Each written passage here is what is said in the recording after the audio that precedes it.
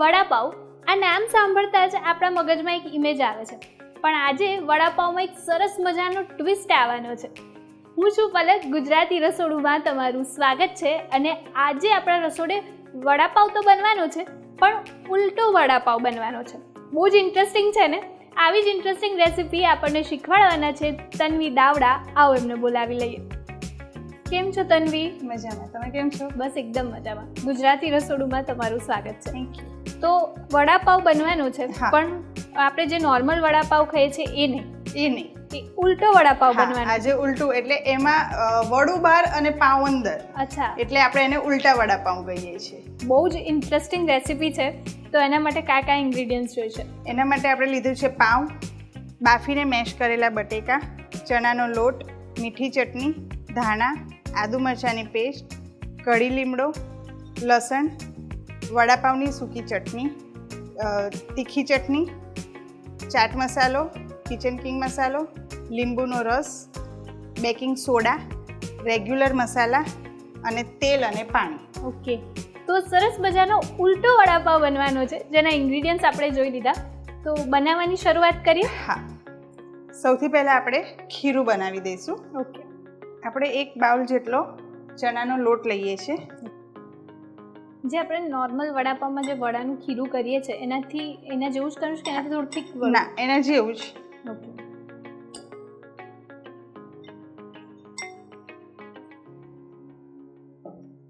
હવે તેમાં આપણે મીઠું એડ કરી દઈશું.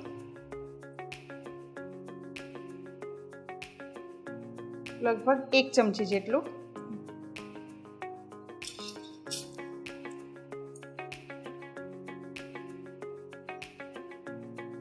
હવે તેમાં ધીમે ધીમે પાણી ઉમેરીને આપણે ખીરું તૈયાર કરીશું.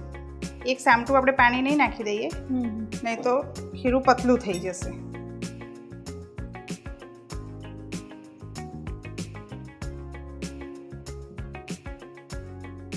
ખીરામાં આપણે એક ખાસ ધ્યાન એ રાખવાનું છે કે અંદર લમ્સ ન પડવા જોઈએ. અને ધીમે ધીમે જેમ જરૂર લાગે આપણી કન્સિસ્ટન્સી હા. જ્યાં સુધી ના આવે ત્યાં સુધી આપણે પાણી ઉમેરવાનું. આમાં એક સાથે પાણી ઉમેરવાથી પણ લમ્સ પડી જતા હોય છે. આપણી કન્સિસ્ટન્સી આવી ગઈ. આને આપણે એક 10-15 મિનિટ માટે રેસ્ટ આપીશું.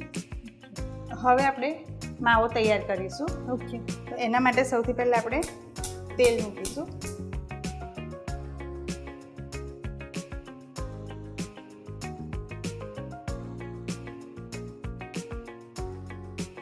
લગભગ 2 ટેબલસ્પૂન જેટલું. તેલ ગરમ થઈ ગયું છે. હવે આપણે તેમાં અડધી ચમચી જેટલું જીરું એડ કરીશું.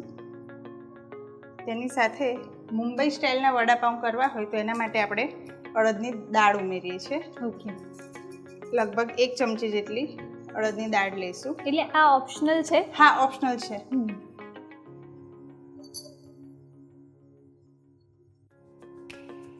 કઢી લીમડો નાખીશું.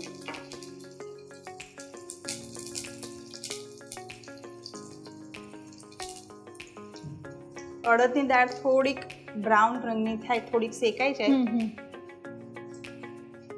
ત્યાર પછી આપણે એમાં આદુ મરચાંની પેસ્ટ નાખીશું.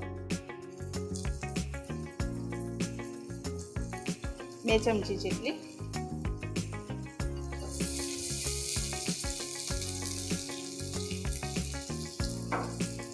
ઝીણું ચોપ કરેલું લસણ છે, આ પણ તમારે ઓપ્શનલ છે.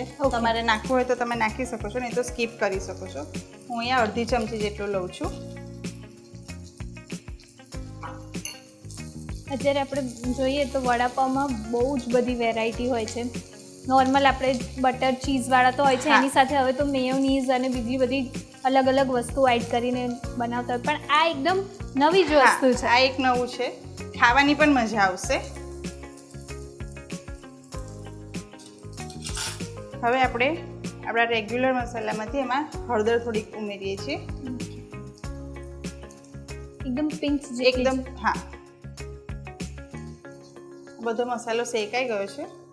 હવે આપણે તેમાં મેશ કરેલા બટેકા એડ કરીશું.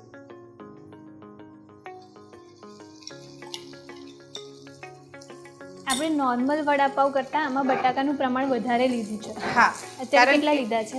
અત્યારે આપણે મોટા 5 બટેકા લીધા છે. આમાં નોર્મલ વડાપાવમાં કેવું હોય છે કે આપણે વડું બનાવીને પછી પાવમાં મૂકવાનું હોય છે, જ્યારે આમાં પાવની ઉપર આપણે વડાનું પૂરણ લગાવવાનું છે. એટલે જે પ્રોમિનન્ટ ટેસ્ટ છે એ સ્ટાર્ટિંગમાં આપણે જે બાઈટ કરીશું ત્યારે સૌથી પહેલા આપણને જે ટેસ્ટ છે એ મસાલાનો જ આવશે. એટલે આપણે એવું કહી શકાય કે આ વડાપાવ અને આપણે જે બ્રેડ પકોડા ખાતા હોય છે, બન પકોડા, બ્રેડ પકોડા, એનું કોમ્બિનેશન જેવું છે. હા, તમે એવું કહી શકો.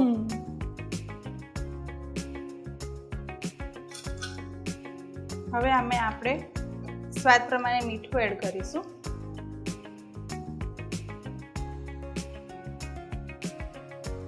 થોડો ચાટ મસાલો એડ કરીશું.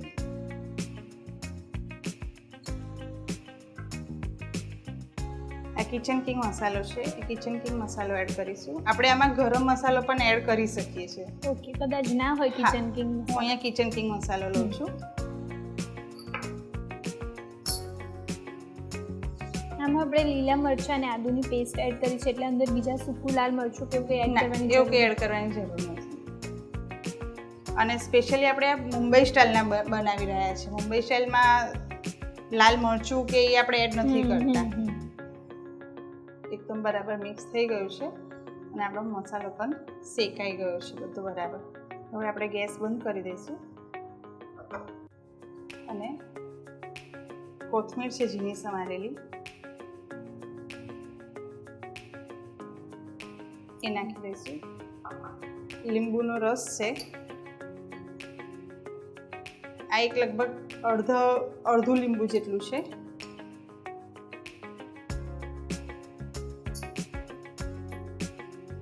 એટલે આપણે જે નોર્મલ વડાપાવ બનાવવા હોય એના માટે પણ આ સેમ સ્ટફિંગ બનાવીએ છીએ. મસાલો સેમ જ છે, ખાલી બનાવવાની રીત થોડી અલગ થશે. હવે આને આપણે થોડુંક ઠંડુ થવા દઈએ. ઓકે, ત્યાર પછી આપણે એસેમ્બલ કરીશું. આપણું પૂરણ ઠંડુ થઈ ગયું છે. હવે આપણે ઉલટા વડાપાવ બનાવવાની શરૂઆત કરીએ. તો પલક, અત્યારે મારી પાસે આ પાવ અવેલેબલ છે એટલા માટે હું આ પાવનો યુઝ કરું છું.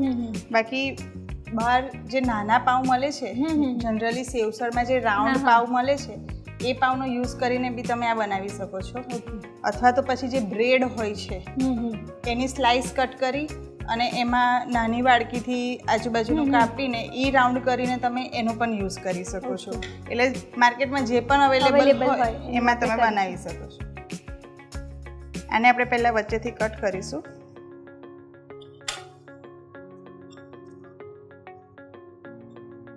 હવે આ ઉલટું વડાપાવ છે એટલે પાવ અંદર અને એનું વડું બહાર આવશે. હવે આના ઉપર આપણે સૌથી પહેલાં મીઠી ચટણી લગાડીશું.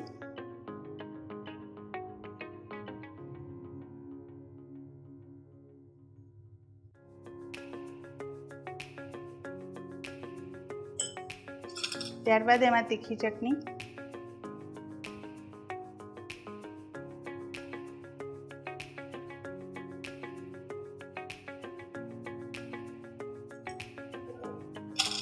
અને વડાપાવની ડ્રાય ચટણી. આ જે વડાપાવની આપણે ડ્રાય ચટણી લીધી છે એમાં કઈ કઈ વસ્તુ? એમાં આપણે સિંગદાણા, કોપરું, લસણ, કાશ્મીરી લાલ મરચું એ બધાને આપણે ડ્રાય રોસ્ટ કરી લીધું છે અને પછી એને ગ્રાઇન્ડ કરી લીધું છે.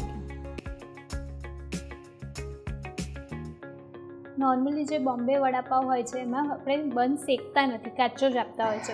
અહીંયા આગળ વાત કરીએ તો હવે થોડુંક અપડેટ થયું છે ને આપણે હવે આપણા ટેસ્ટ પ્રમાણે શેકેલો લેતા હોય છે બોમ્બે વડાપાવ. પણ આમાં નથી શેકવાનો કે નથી કાચો, આમાં આપણે તળીને આપવાનું છે.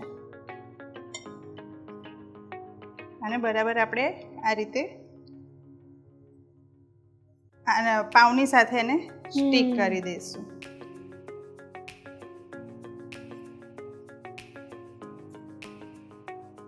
એક મોટું વડું તૈયાર થયું હોય એવું લાગી રહ્યું છે. હા,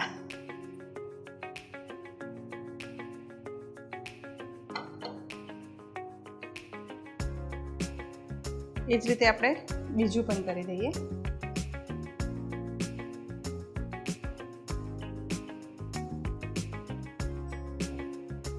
હવે આપણે આ બંને બનાવી દીધા છે. હવે આપણે તળવાનું ચાલુ કરીએ. તો આપણે જે ખીરું બનાવ્યું છે એમાં આપણે અડધી ચમચી જેટલું બેકિંગ સોડા ઉમેરીશું.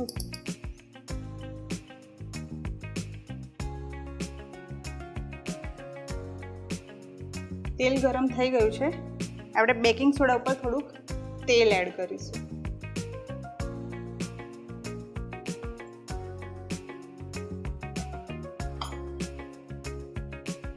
સોડા એડ કર્યો એટલે સરસ ફ્લફી થઈ જશે આપણી બટર.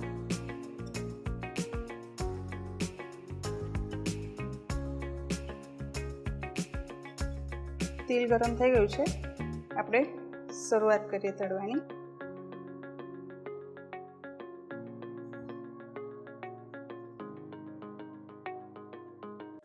આને આપણે બહુ કેરફુલી તળવું પડશે કારણ કે એ ઘણું મોટું થશે.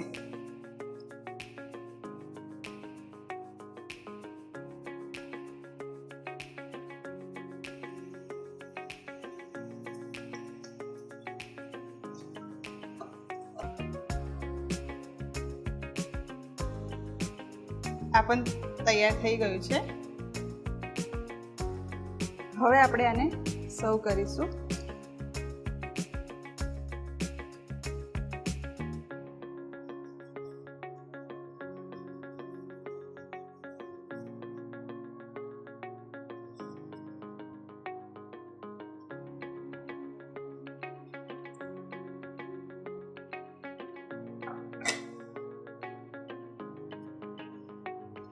હવે આપણે આને સર્વ કરીશું.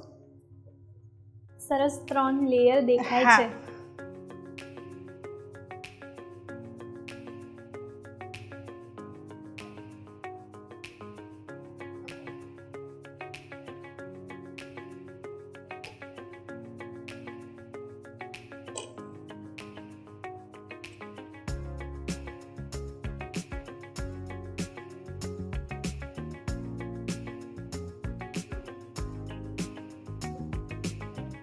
હવે આ ઉલટા વડાપાવને આપણે તીખી અને મીઠી ચટણી સાથે સર્વ કર્યા છે અને એની ઉપર આપણે આ ડ્રાય ચટણી સ્પ્રિંકલ કરી રહ્યા છીએ.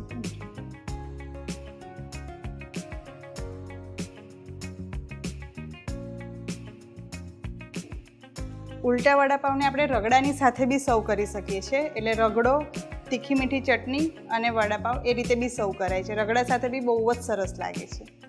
પલક તૈયાર છે આપણો આ ઉલટા વડાપાવ.